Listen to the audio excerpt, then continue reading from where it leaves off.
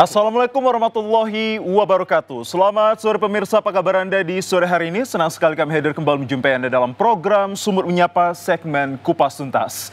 Pemirsa, jelang Pilkada serentak tahun 2024, berbagai upaya dilaksanakan masyarakat untuk dapat mengawal secara aktif proses kepemiluan 2024, baik secara konvensional maupun berselancar melalui digitalisasi untuk terus update terkait polemik hingga dinamika politik yang terjadi. Karena kepemiluan 2024 tidak hanya berbicara tentang lahirnya pemimpin-pemimpin bangsa di daerah, namun mampukah pemilihan ini untuk menentukan representatif yang keberpihakannya kepada masyarakat atau malah sebaliknya representatif terhadap kelompok oligarki semata ke depannya. Dan seperti apa pulakah peranan masyarakat yang dibutuhkan untuk mengawal Pilkada serentak tahun 2024 ini, dan seperti apa kelompok-kelompok masyarakat untuk lebih cerdas terhadap politik yang terjadi. Bersama saya Muhammad Azrul Nasution, kita akan bahas kurang lebih 1 jam ke depan Anda dalam program Sumut Menyapa segmen Kupas Tuntas dengan tema yang sangat menarik, yakni peran serta masyarakat sukseskan Pilkada. Untuk itu pemirsa, kami harapkan kehadiran Anda agar bergabung di telepon interaktif kami di 0811 6100 386, sekali lagi di 0811 6100 386. Dan untuk menjawab diskusi menarik ini telah hadir kedua narasumber yang sangat kompeten dan ahli di bidangnya. Yang pertama saya sapa terlebih dahulu kepada Anda pemirsa, kepada yang terhormat Bapak Dr. Walid Mustafa selaku akademisi. Saya panggilnya lebih enak abang aja. Selamat sore, Assalamualaikum Abang Dah. Waalaikumsalam, selamat sore Bang Ajri. Kabar baik ya? Alhamdulillah kabar baik. Alhamdulillah kabar baik. Dan tentunya pemirsa, kami hadirkan pula untuk mempertanya informasi kita. Beliau adalah yang kami hormati, Abang Dah Rahmatsyah selaku masyarakat. Assalamualaikum, selamat sore Bang Rahmatsyah. Waalaikumsalam Bang. Kabar baik ya? Alhamdulillah. Alhamdulillah kabar baik. Dan tentunya pemirsa, kami harapkan juga Anda dalam keadaan sehat walafiat. Baik, saya mulai untuk diskusi yang sangat menarik ini. Temanya peran serta masyarakat sukseskan Pilkada 2024. Saya melalui kepada Abang Dah Dr. Walid Mustafa selaku akademisi. Bang Walid, kita berbicara tentang politik 2024 pada Pilkada 2024 ini sepertinya sudah di depan mata. Ya. Begitu banyak gejolak dan dinamika yang terjadi. Anda melihat nantinya bagaimana peranan masyarakat yang dibutuhkan untuk mengawal kepemiluan 2024, tidak hanya memberikan vote tapi juga bagaimana nanti untuk melihat dinamika yang terjadi. Seperti apa anggapan Anda? Terima kasih Bang Ajril ya. Jadi memang ini kita sudah masuk pada tahapan yang paling krusial saya kira terkait dengan Pilkada 2024. Yang pertama saya kira yang perlu kita catat adalah Pilkada kali ini adalah Pilkada serentak pertama kali di seluruh Indonesia, baik di tingkat kabupaten kota maupun di tingkat provinsi. Itu dulu. Artinya bahwa kalau kita kemudian mengatakan selama ini Pilkada itu adalah, atau pemilu khususnya Pilkada adalah pesta demokrasi. Nah hari ini dari Sabang sampai dengan Merauke ini masyarakat kita sedang berpesta demokrasi dan akan berpesta demokrasi. Nah tentu menurut pandangan saya sebenarnya dalam konteks Pilkada kali ini kita harus melihat masyarakat itu tidak hanya sebagai objek yang kemudian kita suruh untuk memilih, nah, tapi tentu sebagai pelaku juga. Maka tentu kita sangat berharap masyarakat dalam arti pemilih nanti ke depan dan masyarakat secara luas baik yang bukan pemilih juga itu bisa berpartisipasi aktif dalam pemilu kali ini atau Pilkada serentak kali ini.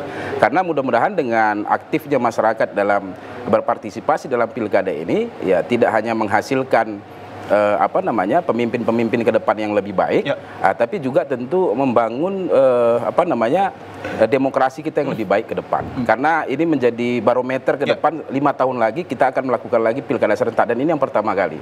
Saya kira masyarakat perlu kita dorong, perlu kita ajak untuk aktif dan berpartisipasi secara aktif dalam Pilkada kali ini. Otomatis ini membutuhkan cara dan juga keterlibatan sejumlah pihak bagaimana menyadarkan masyarakat untuk sadar akan politik dan memberikan vote-nya pada 27 November 2024 nanti. Bang Walid, saya masih berbicara pada Anda, apa yang dibutuhkan masyarakat sekarang dan siapa yang bertanggung jawab untuk mencerdaskan masyarakat akan dinamika politik yang ada? Bang Ajri, saya kembali ya, konteks politik Pilkada itu yang pertama kali punya peran paling penting adalah partai politik sebenarnya. Jadi saya selalu bicara dalam setiap forum bahwa partai politik itu sangat kita butuhkan untuk memberikan dan menjalankan fungsinya sebaik mungkin, yaitu pendidikan politik. Nah, pendidikan politik dalam arti tidak hanya untuk kemudian memobilisir massa agar memilih pada pemilu. Tidak hanya itu, tapi memberikan edukasi politik kepada masyarakat agar pada saat kontestasi misalnya sekarang pilkada, masyarakat itu aktif secara mandiri, bukan karena dimobilisir gitu. Jadi sebenarnya partai politik ini sangat penting perannya. Nah, kedua yang penting juga adalah para kontestan tentu saja. Jadi para calon yang akan berkampanye ya tentu adu gagasan lah, sehingga masyarakat tergerak hatinya, tergerak secara fisik juga untuk ikut berpartisipasi. Nah, kemudian juga penyelenggara saya kira, dan hari ini mungkin penyelenggara Bawaslu dan KPU Anda maksud? Bawaslu dan KPU tentu sudah mensosialisasikan dan mengajak. Dan tentu yang penting juga adalah, nah ini sini juga ada Bang Rahmat Shah, ini unsur masyarakat, organisasi-organisasi kemasyarakatan yang sering juga dijadikan sebagai telangkai kampanye oleh para partai politik maupun calon. Jadi organisasi kemasyarakatan baik keagamaan, kepemudaan itu didorong agar bisa aktif juga, sehingga masyarakat secara lebih luas bisa lebih aktif lagi dalam konteks pilkada ini. Tapi sejauh ini Bang, saya sedikit kontras dengan apa yang Anda katakan, bahwa kebanyakan partai politik ini sekarang yang saya lihat adalah menjadi mesin politik untuk bagaimana menghasilkan suara. Tidak hanya memberikan edukasi, tapi mereka sudah terbentuk untuk mesin politik bisa menghasilkan suara bagi kontestan yang ada. Anda setuju dengan pendapat seperti itu? Sampai dengan hari ini memang partai politik kita masih sampai di situ saja. Jadi sebenarnya kita sering ya di kampus dan beberapa forum-forum kita juga sampaikan, empowering political party itu penting. Salah satu penguatan partai politik adalah menjalankan fungsi dan perannya tidak hanya konteks pemilu atau pilkada gitu, tapi memberikan sosialisasi politik, edukasi politik itu penting sebenarnya. Nah, memang sampai dengan hari ini kita masih melihat partai politik kita itu terjebak dengan rutinitas kontestasi kekuasaan atau sirkulasi kekuasaan dalam konteks pemilu. Anda sebutkan dalam hal ini adalah tokoh politiknya sendiri? Ya, sama lah itu ya, artinya partai politik di dalamnya ada tokoh-tokoh politik yang saya kira masih terjebak dengan itu ya. Nah, kita mendorong dari kampus juga, kita mendorong bagaimana partai politik itu lebih mengedepankan edukasi politik kepada masyarakat, sehingga dalam kontestasi pemilu atau pilkada seperti sekarang ini ya kita tidak usah capek-capek lagi untuk mengajak masyarakat, tapi masyarakat sudah punya kesadaran politik yang tinggi gitu untuk ikut berpartisipasi. Saat ini minimkah kesadaran masyarakat untuk berpartisipasi dalam politik? Kalau kita lihat ya beberapa hasil kajian itu, masyarakat datang memilih itu bukan karena kesadaran untuk memilih calon misalnya, tapi karena dimobilisir. Dimobilisir dalam arti karena mereka sudah katakanlah disuap mungkin dengan money politik? Banyak hal. Jadi banyak hal, banyak indikator, tapi intinya bahwa ketika pemilihan itu sifatnya lebih dimobilisasi, itu tentu tidak baik bagi perkembangan dan pembangunan demokrasi ke depan. Secara tidak sadar kita mengingat bahwa edukasi kita saat ini, edukasi politik kita tidak sehat, begitu Bang Wali? Sampai dengan hari ini bagaimana kita lihat konstelasi misalnya pemberitaan media nasional di politik nasional, politik lokal gitu tuh masih belum memberikan pendidikan politik yang saya kira baiklah bagi masyarakat sampai dengan sekarang. Dan itu yang tadi saya sampaikan kembali, ya kita dorong partai politik itu karena di dalamnya itu ada tokoh-tokoh politik, tokoh-tokoh nasional, elit besar yang bisa mendorong agar masyarakat kita terdidik secara politik dengan baik. Baik, terima kasih Bang Wali, dan kita beralih ke masyarakat. Pemirsa, bagaimana caranya untuk mengungkapkan isi hati masyarakat ini dalam hal pilkada serentak ini sangat diperankan oleh sejumlah kalangan, khususnya bagi masyarakat yang akan memberikan vote-nya. Bang Rahmat Shah, bagaimana Anda melihat bahwa situasi politik kita saat ini tidak hanya mencekam, tapi juga begitu miris, karena masyarakat dilibatkan hanya untuk meraup suara, tapi tidak dilibatkan secara sehat dalam edukasinya. Seperti apa Anda lihat? Baik, yang pertama partisipasi masyarakat itu Bang, kalau menurut kami warga ya, ada 3 itu dia. Dia partisipasi, dia maksudnya yang apa ya? Dia itu apatis. Apatis, aktif, dan pasif ya? Iya, apatis, pasif, dan aktif. Artinya partisipasi itu ada yang apatis, ya udahlah siapapun wali kotanya kita gini-gini aja. Kan gitu. Itulah dia orang yang golput.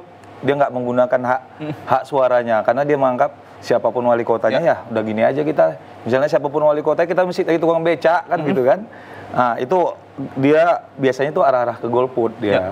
Kalau pasif itu dia ya udah aku datang kayak yang seperti Abang bilang, ada yang mobilisasi misalnya atau ada yang seperti apa, ya aku datang nyoblos dan selesai pulang gitu. Tinggal nonton siapa yang menang nanti. Sedangkan yang aktif itu Bang, dia tidak hanya memberikan suara dia, tapi dia dari awal sudah melakukan pengawasan. bagaimana sistem pemilu ini, kampanye seperti apa, tokoh-tokoh ataupun calon-calon kepala daerah ini seperti apa gitu. Dia dari awal sudah menjadi bahan-bahan perbincangan masyarakat di kedai-kedai kopi ataupun di ruang-ruang yang memang sering. Itulah namanya partisipasi aktif bagi warga, Bang. Ya, gitu. Sejauh ini Anda melihat ada 3 kategori yang Anda ungkapkan, ada apatis, pasif, dan juga aktif. Nah, kita berbicara satu persatu. Yang apatis bahwa mereka ini golput dan alias cuek untuk apa yang terjadi pada politik ini. Kalau dikatakan kita tidak akan berubah apapun yang terjadi pada pilihan orang. Begitu ya, Bang Rahmat. Anda melihat faktor apa yang menyebabkan masyarakat ini bersifat apatis terhadap politik yang ada? Ya, kenapa bisa disampaikan bahwa masyarakat itu bersifat apatis? Karena ya ketika rakyat itu, warga kita itu hanya didatangin oleh mereka yang berkonsentrasi politik, baik itu di legislatif, di kepala daerah, kita tuh merasa dianggap didatangi waktu pada masa-masa pemilu saja. Kepentingan gitu. semata doang. Kepentingan semata. Tapi ketika mereka sudah jadi, lupalah dia sibuk perjalanan dinas, sibuk dengan agenda-agenda yang menghabiskan uang rakyat, sehingga apa yang menjadi janji-janji kampanye politik mereka itu tidak terrealisasi, sehingga ketika musim pilkada atau musim pemilu lagi datang, itu ya datang lagi dia. Kemarin sempat lupa kan gitu kan. Dia datang lagi dengan membawa seiming-iming janji dan harapan-harapan. Sehingga ya apatis seperti itu, Bang. Oke, dan yang kedua kita juga berbicara tentang pasif ini. Pasif ini adalah berbicara kita datang untuk memberikan vote, namun siapa yang menang kita tidak peduli akan hal tersebut. Dan itu bagaimana pula untuk meyakinkan masyarakat agar dari ketiga yang Anda sebutkan ini tidak terjadi pada kontestasi pilkada serentak kita dan lebih memilih pada yang aktif. Seperti apa yang Anda lihat? Ya, seperti yang Pak Dosen sampaikan tadi, bahwa peran partai politik harusnya itu lebih dalam mencerdaskan politik. Saya sepakat sama Pak Dosen bahwa peran partai politik itu harus. Karena apa? Karena dia kan mencari suara gitu. Artinya dia tidak hanya sekedar, ya maaf cakap, ada istilahnya money politik kan, ngasih sembako, berat, cepet dah, kau pilih aku, selesai gitu. Jadi tugasnya tidak hanya sekedar tugasnya hanya untuk bagaimana mencari suara sebanyak-banyaknya, kemudian bisa duduk di parlemen. Misalnya. Dan apakah ini yang Anda rasakan juga pada kontestasi sebelumnya? Ini yang masyarakat rasakan. Baik daripada pilpres, pemilu dan sebagainya. Dan pilkada ini macamnya akan terulang kembali. Recordnya. Baik, dan pertanyaan yang sama juga saya alamatkan kepada Bang Ramarsa terkait tentang apa yang disampaikan oleh Bang Walid selaku akademisi ini, bahwa siogianya partai politik ini adalah jembatan untuk memberikan masyarakat terhadap edukasi dan juga sosialisasi akan kepemiluan 2024 ini. Apakah sejauh ini Anda melihat juga bahwa partai politik ini hanya sebatas mesin politik bagi elit-elit politik? Ya, mereka hanya sebagai mesin politik dan tidak pernah menyampingkan kepentingan masyarakat? Iya, tidak pernah. Bahkan kita lihat bahwa hari ini koruptor terbanyak itu di legislatif kan, tangkapan KPK, misalnya partai terbanyak, itu kan udah menjadi, dan masyarakat dipertontonkan gitu, dipertontonkan oleh kisah-kisah ataupun berita-berita yang selama ini maaf cakap memuakkan, sehingga masyarakat apatis gitu. Misalnya ya banyak lah ya Bang, kan gitu kan, tiba-tiba ada berita jet pribadi misalnya, dan kemudian adalah beberapa berita-berita yang hari ini masyarakat, loh kok seperti ini sistem politik kita gitu. Baik, terima kasih Bang Ramadsa. Saya coba untuk beralih kembali kepada Bang Walid ini untuk menggali informasi bahwa beberapa survei mengatakan kesuksesan pemilu yang terukur dan terarah adalah tingginya partisipatif masyarakat yang memberikan vote-nya. Anda setuju jika kalau kita kaitkan terhadap partisipasi masyarakat yang tinggi adalah salah satu bukti kesuksesan pilkada nantinya? Ya baik, kalau secara prosedural saja ya tentu ya, karena kan terkait dengan angka. Jadi kalau angka partisipasi misalnya di atas 70-80%, tentu dianggap sukses. Tapi kan kita juga harus secara kualitatif melihatnya. Apa yang menyebabkan misalnya 70% itu muncul? Kan, apakah memang karena kesadaran politik masyarakat untuk memilih, atau karena dimobilisir dan lain sebagainya? Nah itu secara kualitatifnya. Dan pengalaman kita dalam pilkada ataupun pemilu di Indonesia, tingginya angka partisipasi itu hanya ada dua. Kalau menurut saya dari pengalaman selama ini, yang pertama itu mobilisir oleh calon atau partai politik melalui organisasi kemasyarakatan, organisasi keagamaan dan lain sebagainya. Yang kedua isu sensitif. Seperti hal? politik identitas. Nah, jadi ada dua hal itu aja sebenarnya yang kemudian mengakibatkan partisipasi itu tinggi. Jadi ketika isu sensitif seperti politik identitas dimunculkan dalam suatu pilkada, itu tanpa dikomando dan tanpa dimobilisir, masyarakat itu bisa berbondong-bondong karena dia menganggap ini sesuatu hal yang harus saya ikut gitu ya. Jadi dua-dua ini bukan secara kualitatif bukan sesuatu yang baik dalam konteks pembangunan demokrasi dan politik bangsa. Nah, ini yang saya bilang tadi, saya kembalikan misalnya partai politik, ayolah. Kemudian bagaimana supaya fungsi partai politik itu semakin diperkuat gitu. Kita lihat misalnya Bang Ajril ya, di 33 kabupaten kota di Sumatera Utara yang akan pilkada, ada 6 yang kotak kosong, Bang. Setuju. Jadi 6 kotak kosong itu menandakan apa? Artinya ada kelumpuhan peran dan fungsi partai politik dalam konteks rekrutmen. Jadi apakah memang di 6 daerah itu hanya itu yang menjadi aspirasi masyarakat? Tentu tidak, saya kira. Nah, artinya ketika masyarakat disuguhkan dalam satu kontestasi pilkada yang bukan aspirasinya, ya muncul seperti yang dibilang Bang Rahmat tadi. Artinya apakah dia akan jadi apatis, apakah dia pasif ya. Jadi itu yang muncul gitu. Nah, atau kemudian dia malah menunggu, Bang. Aktif tapi menunggu. Menunggu siapa yang mau datang nanti yang akan memobilisir kita nih. Kan gitu. Nah, ini yang saya kira perlu kita sadari dan kita cermati dalam konteks pilkada ke depan ini, Bang. Tapi hal tersebut juga mengaruh kepada ataupun memicu pada karakter-karakter masyarakatnya sendirikah yang mau dimobilisasi? Ya, tentu saja ini kan bisa dibilang ya satu siklus ya. Siklus masyarakat kita yang memang juga secara pendidikan politiknya juga masih belum secara merata. Jadi memang kalau kita kembali ke hal yang paling sederhana, misalnya banyak orang sampaikan, banyak elit nasional sampaikan, bahwa negara demokrasi itu salah satu prasyaratnya adalah seluruh atau sebagian 3/4 masyarakatnya itu secara pendidikan formal itu terdidik. Karena memang untuk menerjemahkan demokrasi dan politik demokrasi itu tidak bisa disuguhkan kepada orang-orang yang tak terdidik secara formal. Masalahnya kan di Indonesia kita, Indonesia ini kan secara luas ini kita masih belum 3/4, setengahnya juga belum terdidik secara formal. Nah, ini juga menjadi tantangan ya, tantangan bagi kita. Nah, karena itu menjadi tantangan, tentu kita nggak menyerah. Oh, kemudian kita balik lagi lah, kita nggak usah demokrasi, tidak. Tapi ini sebagai tantangan yang harusnya dijawab oleh lembaga-lembaga politik yang ada. Apakah dan salah satu yang menjadi leading sektornya saya kira partai politik. Karena begini, Bang. Partai politik itu epicentrum kekuasaan, Bang. Jadi seluruh apa yang ada di negara kita ini, dari pusat sampai daerah itu di partai politik. Ya, lahirnya dari partai politik. Jadi kalau partai politik dapurnya itu tidak baik, maka apa yang keluar juga akan tidak baik. Garbage in, garbage out. Ya, jadi sampah yang masuk, sampah yang keluar gitu. Nah, ini yang kemudian kalau di kampus itu saya sering bilang sama mahasiswa-mahasiswa itu, ayo yang merasa bahwa dia punya komitmen, integritas, masuk partai politik. Silakan dibangun dan diperbaiki partai politik supaya ke depan lebih bagus lagi demokrasi kita. Baik, lantas bagaimanakah mengupayakan demokrasi yang berkualitas dan juga tercipta jujur dan adil? Sesaat lagi pemirsa kami akan hadirkan usai jeda pariwara berikut ini.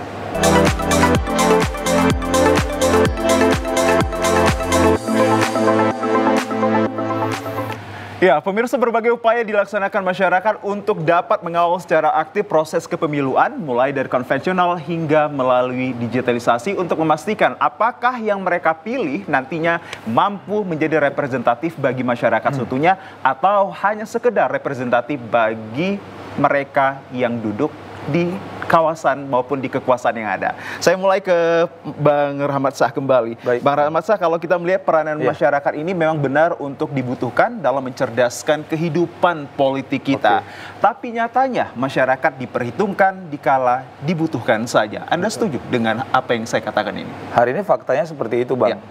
Apa yang dialami dan dirasakan warga pada saat pesta-pesta demokrasi yang seperti Pak Dosen bilang tadi, baik event pemilu pilpres, legislatif, dan pilkada itu rakyat itu nggak tercerdaskan. Bahkan yang lebih masifnya lagi apabila incumbent itu mencalonkan lagi gitu. Ketika incumbent mencalonkan lagi dia tidak mundur kemudian apa yang terjadi, pasti bakal ada banyak mobilisasi misalnya. seperti kalau dia nggak mundur, bakal ada kabit-kabit SMP misalnya mengarang, atau kabit-kabit lah di dinas pendidikan yang mengarang-arahkan gurunya dan murid-muridnya kan gitu, apalagi yang milenial kan gitu. Belum lagi kepling-kepling apabila dia tidak mundur, karena yang masyarakat rasakan seperti itu. Bahkan akan ada orang-orang yang mendatangi dia dengan cara-cara yang memobilisasi dengan mengiming-imingi, kan gitu. Secara terselubung. Secara struktur dan masif, kan gitu. Artinya masyarakat hari ini melihat ya udah nanti kita ya nggak mencerdaskan sekali pemilu ini gitu Bang. Ya, tidak hari mencerdaskan sekali kepemiluan kita pada hari ini. Namun banyaknya masyarakat ini tercerdaskan dengan money politik. Ya itu harus diakui Bang. Harus diakui juga. Harus diakui. Walaupun seperti kentut kan dia nggak terasa, tapi ada Bang. Ya. Dan Anda melihat karakter masyarakat yang seperti apa yang ingin dicerdaskan dengan money politik? Ya artinya fakta yang hari ini bahkan sudah ada angka-angkanya Bang. Ya. Biasa sekian gitu misalnya, kok sekian gitu. Artinya kan ini hal yang sangat sudah menjadi bahan apa ya, bahan pembicaraan ataupun bahan yang kita dengarkan tiap hari di tengah-tengah warung kopi ataupun menjadi bahan-bahan perbincangan. Bahkan memang benar Bang, hari ini tidak ada kecerdasan politik di dalam pemilu kita. Hal tersebut sudah menjadi rahasia umum ya? Sudah menjadi rahasia umum Bang, dan itu yang masyarakat rasakan. Dan apabila masyarakat menemukan misalnya dia oke Bang, pemilih kita ini kan rata-rata mungkin 50% warga miskin Bang. Maksudnya artinya tingkat ekonominya ya nggak terlalu apa kan. Yang penting ya bisa beli beras, dapat sembako kan. Tapi ada juga yang pemilih yang aktif ya, dia mau sistem kita ini bagus. Cuman ketika dia mengadu ke salah satu misalnya Bawaslu, tingkat kecamatan, sampai ke Medan, sampai ke Sumut, tapi ya pernah itu terjadi Bang, gitu. Ketika kita adukan dengan fakta-fakta yang ada, ya bahkan tidak mendapat misalnya yang kita adukan malah mendapatkan jabatan yang lebih ini, misalnya kalau di PNS gitu Bang. Ya, lantas Anda sendiri selaku masyarakat apakah memiliki kepercayaan yang utuh terhadap lembaga penyelenggara kepemiluan layaknya KPU dan Bawaslu? Artinya hari ini masyarakat bisa saya sampaikan bahwa tidak memiliki kepercayaan lagi terhadap lembaga-lembaga itu Bang, karena ya kita lihatlah kan gitu kan Bang. Ketika masyarakat mengadu, prosesnya pun misalnya di tingkat kecamatan harus menghadirkan ini, memiliki ini, kemudian padahal terang-terangan misalnya, kan gitu Bang. Dan siapa lantas untuk Anda percayai dalam hal kepemiluan nantinya? Ya misalnya Bang, misalnya di provinsi kan hanya ada 2 calon, kan gitu. Bahkan ketika Pak dosen bilang ada kota kosong, artinya kan masyarakat kan tidak punya pilihan lain Bang. Ada satu calon misalnya didukung oleh seluruh partai politik, misalnya seolah-olah partai-partai politik tidak memiliki kader-kader yang bisa diunggulkan misalnya. Dan pilihan-pilihan itu yang seperti Pak dosen bilang tadi, bahwa kita tidak memiliki pilihan gitu. Ya udah apa yang disajikan itu, dan kemudian ketika kita merasa ya udah ada yang mendatangi kita dan memobilisasi kita, ya udah mana yang ikut, mana yang jelas lah kalau bahasa, mana yang jelas nih kan gitu Bang. Bukan pada kecerdasan politik dan visi misi, karena memang sudah dimobilisasi semua Bang. Baik, Anda sendiri termasuk ke aktif, pasif atau yang kalau saya Bang aktif Bang. Aktif. Baik. Aktif artinya kita dari awal kita memang melakukan, ya kalau ada temuan kita laporkan, walaupun temuan kan itu dimasukkan ke tong sampah misalnya sama Bawaslu, tapi itu tetap kita aktif bagaimana kita niat bahwa bagaimana pemilu kita ini bisa berjalan dengan jujur, adil, dan bersih gitu Bang. Tapi walaupun begitu ya kita tetap terus melakukan pengawasan Bang. Kalau saya pribadi Bang ya, tapi kan banyak juga kawan-kawan kita, misalnya saya tinggal di di Petisah, Kampung Keling, itu kan daerah aliran Sungai Babura tuh Bang, yang kita Cambridge itu kan banyak orang-orang kita gitu. Sehingga saat ini saya tidak merasakan ada satu partai politik yang melakukan mencerdaskan bagaimana kita untuk berpolitik gitu. Mereka hanya datang misalnya Bang ya, reses, atau sosper, mereka datang bagi sembako, ya udah pulang gitu. Artinya kegiatan-kegiatan yang seperti mencerdaskan politik itu nggak ada. Dan di dalam sembakonya ada identitas tertentu? Ya udah tahulah kita Bang. Ya, itulah yang masyarakat rasakan, bahwa kaum marginal ini sekarang disajikan oleh disajikan oleh yang seperti itu gitu. Datang, bagi sembako, bawa sembako, kasih kartu nama, jangan lupa ya gitu. Dah, itu aja, siap tuh pulang. Oke, Bang Rahmatsa, apakah kontestasi Pilkada 2024 ini lebih mencekam daripada kontestasi pemilihan presiden nanti ya?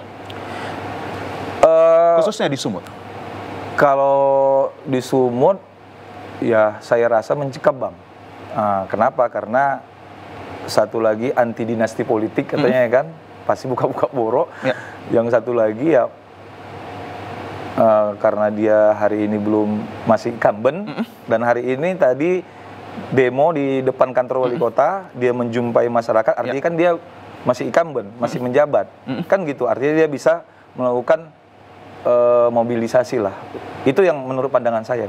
Oke, sebelum ke akademisi, saya masih mengarah kepada Anda. Sebenarnya yang diinginkan oleh masyarakat terhadap politik maupun kepemiluan 2024, khususnya pilkada ini seperti apa, Bang Rahmatsa? Ya sebenarnya masyarakat simpel aja. Apa yang dijanjikan dalam kampanye politik itu laksanakan aja gitu. Jangan nanti ketika dia berkampanye, berjanji politik, ketika dia duduk ya udah dia lupa gitu. Misalnya nomor telepon ganti misalnya kan. Ketika dia sebelum dia duduk, dia bisa itu keliling misalnya kan jumpa sama kita. Ketika dia udah menjabat, tiba-tiba teleponnya susah dihubungin. Dihubungin pun, aduh sebentar sabar lagi perjalanan dinas. Artinya janji-janji politik yang dia sampaikan itu untuk mensejahterakan misalnya, untuk bagaimana pendidikan kita bisa yang benar-benar gratis, ataupun itu sebenarnya masyarakat simpel aja, berobatnya enak gitu, dilayani dengan baik walaupun BPJS kelas 3. Sebenarnya kan simpel aja, masyarakat inginkan pendidikan gratis, kesehatan gratis, dan mudah dalam melakukan pelayanan publik, misalnya ngurus KTP dan sebagainya. Sebenarnya simpel. Dan hal tersebut yang tidak Anda dapatkan saat ini? Tidak, itu hanya didapatkan ketika janji politik aja. Ketika jadi ya udah kembali lagi. Baik, kita beralih kepada Bang Walid selaku akademisi, bahwa masyarakat hingga saat ini layaknya Bang Rahmatsa ini sudah muak dengan janji-janji politik yang realisasinya ini hanya sebatas ujaran dikala mereka ingin dipilih. Tapi nyatanya ketika mereka terpilih, mereka hanya menjadi representatif pada kelompok oligarki semata maupun terselubung. Bang Walid, mengapa hal demikian dan seperti apa Anda melihat bahwa masyarakat kita ini sudah tidak percaya lagi dengan janji-janji politik? Lantas apa yang dipercayai masyarakat lagi terhadap para kontestan? Ya, jadi memang benar ya, saya kira saya membenarkan yang disampaikan oleh Bang Rahmatsa tadi. Ada distrust ya, ketidakpercayaan masyarakat ke hampir seluruhnya dalam konteks pemilu, misalnya dalam konteks pilkada, kepada partai politik ada distrust, kepada kandidat ada distrust, kepada penyelenggara juga ada ketidakpercayaan. Nah, kenapa ini kemudian terjadi? Tentu ada sebabnya saya kira dalam beberapa kali pilkada sebelumnya, ya tadi itu terjadi misalnya, apalagi kepada kontestan atau pasangan calon. Ketika misalnya kampanye, apa yang dikampanyekan, apa yang disampaikan itu kemudian tidak dikerjakan. Itu banyak sekali gitu. Nah, ketika muncul lagi pemilu, datang lagi seperti itu. Dan ketika hal tersebut terjadi dan masyarakat tidak punya kuasa untuk kemudian katakanlah mengkritik ataupun katakan memberikan aksi terhadap kandidat yang kemudian setelah jadi lupa janjinya, maka masyarakat kemudian berpikir ya sudah, kita manfaatkan aja mereka pada saat pemilu nanti. Ketika mereka datang ya kita minta duitnya, kita minta fasilitas, karena memang cuma disitulah porsi kita. Jadi seperti itu sudah berpikirnya masyarakat. Nah, saya kira ini tentu harus kita putus mata rantai ini. Dan saya kembali ya kepada elit-elit yang ada di partai politik maupun elit-elit yang maju dalam pilkada kali ini. Ayo kita putus mata rantai ini, dalam arti apa yang Anda janjikan, apa yang Anda sampaikan kepada masyarakat, tunaikan itu. Ya, sehingga masyarakat itu tidak kehilangan kepercayaan. Nah, begitu juga dalam konteks penyelenggara. Nah, penyelenggara ini kan misalnya kita lihat, masyarakat melihat bahwa penyelenggara ini sepertinya akan ada intervensi kekuasaan, ada manipulasi kekuasaan dan lain sebagainya. Nah, ini bagaimana kemudian kita bantah ketika masyarakat juga disuguhkan oleh berita-berita terkait dengan bagaimana rekrutmen daripada penyelenggara itu sendiri. Banyak masalah dan lain sebagainya.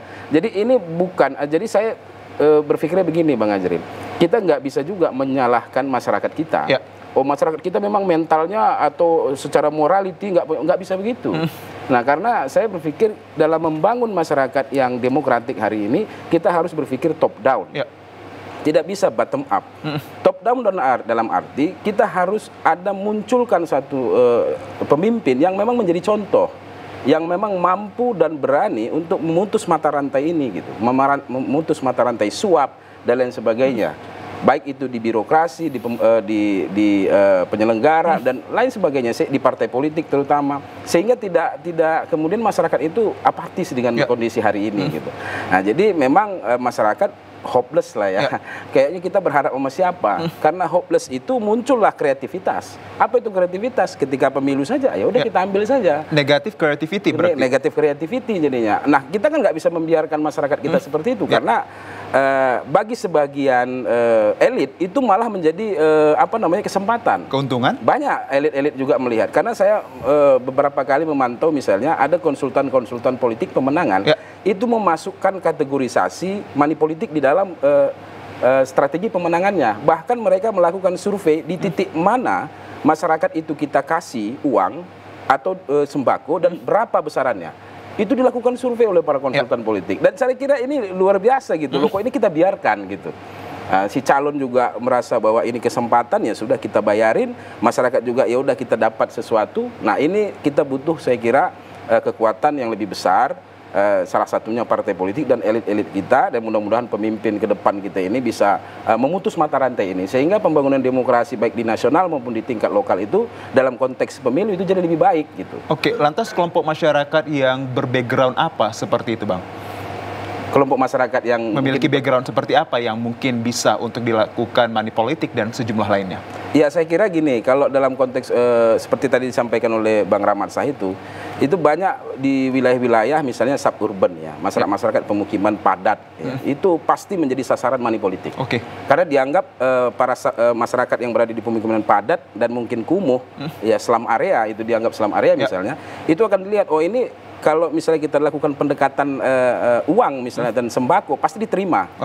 Nah, karena memang kondisi ya, nggak mungkin misalnya di komplek-komplek yang elit untuk pendekatan itu. Jadi dan memang pemilih kita itu lebih banyak masyarakat kita yang menengah ke bawah. Nah, ini jadi masalah sehingga kita harus betul-betul bisa urai dan bisa selesaikan satu persatu saya kira. Baik, lantas bagaimanakah mengentaskan terkait hal ini agar tercipta politik yang sehat dan juga kepemiluan Pilkada 2024 yang jujur dan adil? Sesaat lagi pemirsa kami antarkan. Tetaplah bersama kami di Sumur Menyapa.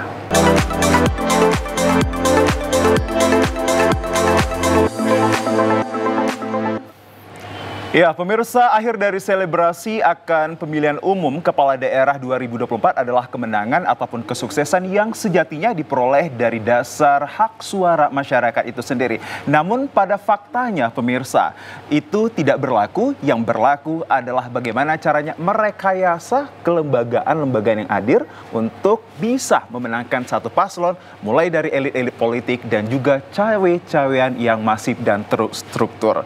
Bang Walid selaku akademisi, Anda melihatnya apakah ini yang selaras dengan Anda pikirkan terkait keadaan politik kita saat sekarang? Ya, jadi kita kembali, kalau saya kembali ke dalam konteks teoritik ya, bahwa dalam politik itu memang ada strategi politik. Makanya kalau dalam beberapa diskusi nasional yang saya lihat, misalnya ada yang dituduh melakukan cawe-cawe, tapi yang dituduh menyampaikan itu adalah bagian dari strategi politik. Jadi memang dalam konteks elektoral, ketika kita ingin satu pemilihan kita menangkan, tentu banyak indikator yang harus diamankan dan didorong gitu. Jadi ketika misalnya saya dalam penelitian magister saya dulu misalnya, bagaimana seorang calon kepala daerah yang dia merupakan elit birokrasi, ketika maju dalam satu pilkada, maka dia punya akses terhadap jaringan birokrasi. Dia punya akses terhadap jaringan anggaran negara. Nah, ini merupakan kelebihan-kelebihan yang dia punya yang kemudian dia kapitalisasi. Nah, ini menjadi satu strategi sebenarnya. Jadi memang dalam konteks cawe-cawe tadi, ketika ada misalnya orang yang punya kekuasaan, dia kemudian mau maju lagi misalnya pemilu seperti kata Bang Rahmat Shah, incumbent misalnya ya, ini kita contohkan incumbent, pasti dia sudah melakukan satu langkah-langkah strategi agar seluruh kekuatan politik, kekuatan anggaran, kekuatan sosialisasi dan lain sebagainya itu bisa mendukung dia.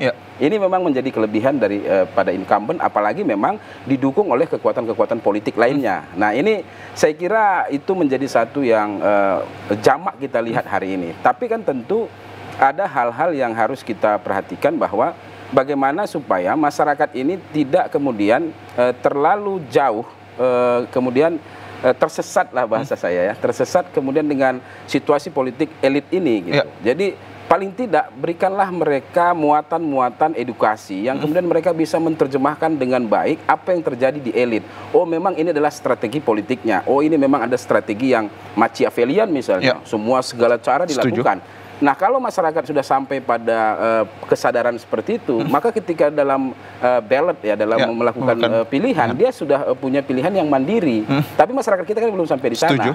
Masyarakat kita belum sampai di sana, elit kita sudah menggunakan teori-teori dan strategi-strategi yang seperti tadi, penggunaan kekuasaan dan lain sebagainya, anggaran dan lain sebagainya. Nah saya kira itu yang perlu kita cermati dan kita kritisi. Kalau saya mengkritisi itu, dan lagi-lagi kembali kepada partai politik, elit-elit partai politik yang menempatkan orang-orangnya di kepemimpinan kekuasaan, baik di pusat maupun di daerah, ini bisa diatur gitu. Artinya ini bisa ditahan, ini bisa dibendung, atau ini bisa kemudian diminimalisir hal-hal negatif dari kekuasaan tadi itu oleh partai politik, karena dia yang memegang kekuasaan itu sebenarnya. Nah, saya kira seperti itu dia Bang Anjari. Baik, tapi kalau kita berbicara sedikit Bang, bahwa elit-elit politik dan orang-orang yang pintar akan bagaimana dinamika strategi dalam memperkenalkan satu kontestasi kepada masyarakat adalah mereka yang kebanyakan selaku akademisi juga. Mereka yang pintar akan politik adalah mereka yang terjun dalam dunia pendidikan. Mengapa mereka yang pintar tetapi mereka menyesatkan? Oh ya, jadi ya memang banyak, karena begini Bang, saya ada e-book ya, satu elektronik book yang judulnya terkait dengan rekayasa persepsi. Jadi rekayasa persepsi untuk kemudian memenangkan satu kandidat dalam pemilihan umum ataupun pilkada. Nah ini orang-orang pintar, ini mungkin dosen. Nah saya kira memang ya dalam sejarah para akademisi ataupun para orang-orang kampus ini juga, kalau istilah kita itu ada memang akademisi yang berada di pintu-pintu penguasa, itu juga banyak gitu. Pastinya ada. Tapi ya tentu kan tidak semua, ya tidak semua juga ada di sana. Saya kira banyak juga yang kemudian memberikan kritik-kritik terkait dengan jalannya demokrasi kita hari ini. Saya kira di TV-TV nasional ataupun di TV lain yang kita lihat bagaimana banyak tokoh-tokoh nasional, baik dosen maupun praktisi itu yang kemudian memberikan gambaran-gambaran bandingan terkait dengan situasi hari ini.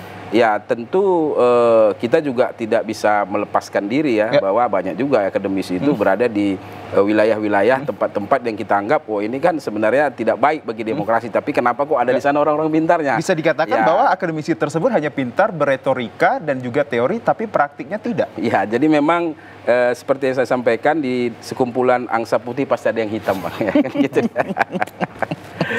Mungkin itu juga bagi para akademisi dan bagi dosen-dosen yang berada di wilayah-wilayah itulah. Tapi Anda tidak salah satu dari itu. Mudah-mudahan tidak di situ. Dan always to be natural. Iya, always to be natural. Baik, saya mengarah kepada Bang Rahmat Shah ini. Bang Rahmat Shah, kalau kita berbicara tentang kontestasi Pilkada 2024 ini adalah ujungnya selebrasi akan kemenangan yang diperoleh dari hak-hak suara dari masyarakat itu sendiri. Itu pada dasarnya, konsep dasar ataupun basisnya sendiri. Tapi pada dasarnya sekarang kita mengaca pada era modern ini, kemenangan ataupun kesuksesan pada satu paslon ini adalah keterlibatan dari lembaga-lembaga mungkin yang sudah direkayasa atas cawe-cawean dan bahkan sejumlah peranan elit politik. Anda setuju dengan hal ini? Persoalan setuju atau tidak setuju, Pak dosen tadi kan bilang di antara angsa yang putih ada yang hitam. Artinya masyarakat hari ini ya kita lihat, kita bicara Skup Medan ya Bang. Saya ini tinggal di Petisah, lahir di Petisah, itu ada namanya daerah aliran Sungai Babura. Cambridge itu udah 16 tahun Bang berdiri, dan kami ya masih kayak gini juga gitu. Artinya perubahan apa? Jadi kemenangan pilkada, kemenangan pemilu itu kemenangan elit atau kemenangan rakyat? Gitu.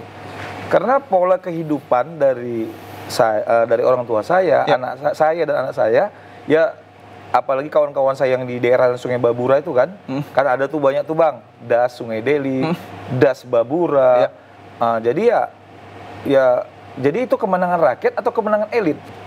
Jadi saya melihat hari ini bahwa pemilu-pemilu itu hanya sekedar bagaimana bisa ada wali kota, bagaimana ada bisa gubernur, bagaimana DPR bisa terisi.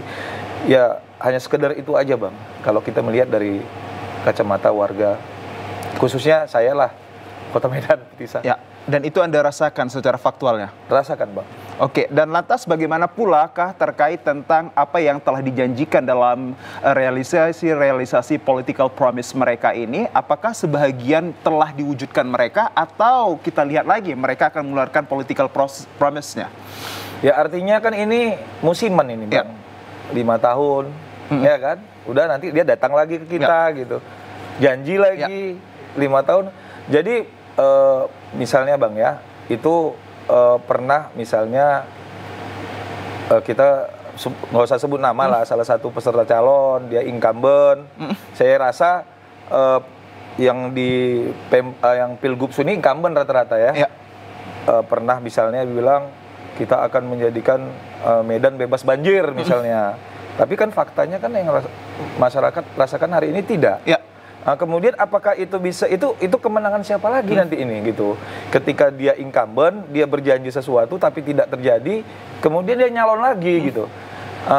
Misalnya kan seperti itulah bang, Medan banjir, Medan bebas banjir. Jadi ketika kita menyatakan Medan bebas banjir, kemudian masyarakat masih merasakan banjir, kemudian dia datang lagi pilih aku ya gitu. Itu gimana? Apa yang saya rasa sebagai masyarakat kita ini apa gitu. Itu fakta-fakta yang ada salah satu bang misalnya yang kita kupas dari karena saya lihat kalau di Sumatera Utara dua-dua incumbent. Namun nyatanya banyak juga peminat yang masih menggaungi dia. Siapa bang? Bisa partai politik. Yes. Bang, jadi yang seperti Pak dosen katakan bahwa untuk mencerdaskan saja mereka nggak mau bang partai-partai politik ini. Gitu. Jadi kalau masyarakat asumsinya gini bang, ala partai politik itu kan perahu gitu. Beli perahu aja udah selesai itu barang tuh ya kan. Yang hari ini misalnya ada salah satu partai yang tiap hari dia bicara dinasti politik, tapi tiba-tiba dia dukung. Misalnya, artinya kan itu yang dipertontonkan sama masyarakat bang selama ini. Gitu. Dan ini menjadi hal bukti bahwa politik yang ada di Indonesia ini sudah tidak mencerdaskan lagi. Saya rasa tidak bang. Tidak. Dan Bang Ramadsa, kita berbicara tentang nantinya bagi mereka yang memberikan hak suara tidak hanya dari kelompok yang dewasa namun juga menyasar kelompok-kelompok milenial. Yang saya dapat peroleh adalah datanya 55% ini nantinya adalah hak keterwakilan dari suara-suara kelompok milenial tersebut. Lantas Anda melihat pengaruh dari anak-anak muda ini memberikan kontribusi positifkah untuk mereka yang akan berlaga atau malah sebaliknya mereka dilibatkan hanya untuk kepentingan semata doang? Ya itu tadi bang, kepentingan semata. Misalnya kan bang ya, misalnya kita kaum milenial hari ini bang ya, saya ceritakan apa yang saya rasakan. Saya lihat bahwa hari ini tetangga misalnya ada, kita kan sering nongkrong juga bang, di kafe, di apa, kita tetangga kita itu yang pertama bang, itu peringatan darurat. Hari ini Kapolrestabes Medan kan udah kita diganti bang, Pak Teddy. Kabarnya sih karena Pak Wali katanya di salah satu akun TikToknya buat peringatan darurat. Artinya tingkat kriminal tinggi misalnya. Yang kedua bang, geng motor bang. Geng motor tuh kan kemarin Kapolrestabes Medan katanya grebek geng motor di Medan area katanya. Ada markas, berarti geng motor ada markas ya gitu. Itu kan rata-rata yang geng-geng motor tuh bang, kita kan sering juga sih ngelihat, itu anak-anak muda bang. Milenial. Udah kita lihat milenial, yang siapa itu bang, judol bang, judi online misalnya, narkoba bang. Itu bahkan di hiburan-hiburan malam bang, asal kita cek-cek itu milenial semua itu bang. Artinya sampai saat ini siapa yang menyentuh gitu. Jadi yang kita sampaikan Pak dosen dan abang katakan bahwa ini adalah kepentingan sesaat pemilu aja. Tapi ya setelah itu ya kita lihatlah kondisi hari ini bang. Misalnya geng motor, pengangguran tinggi, kemiskinan, peringatan darurat yang disampaikan Pak Wali di akunnya, kemudian judi online, narkoba bang, hiburan malam tuh rata-rata bang sekarang ada KTV. Apa yang nggak ada sekarang bang? KTV, spa, hiburan malam, gitu. Semua kita lihat ya. Milenial juga ada di situ bang. Oke, baik. Pertanyaan saya selanjutnya kepada Bang Rahmasa ini bahwa kriteria untuk memberikan vote ataupun suara kepada mereka yang akan berlaga di kontestasi ini, Anda selaku masyarakat apa yang mungkin Anda nilai pertama kalinya? Apakah dengan visi misinya sebagai janji-janji kembali atau dilihat kembali elit-elit politik dan nama besar partainya? Jadi bang gini, saya melihat tradisi kita ini kalau yang udah menjabat pengen dia 2 kali gitu. Artinya kan kita melihat baik saya milenial itu kan anak saya ini udah tamat SMA, itu udah bisa di milenial ya, pemilih pemula.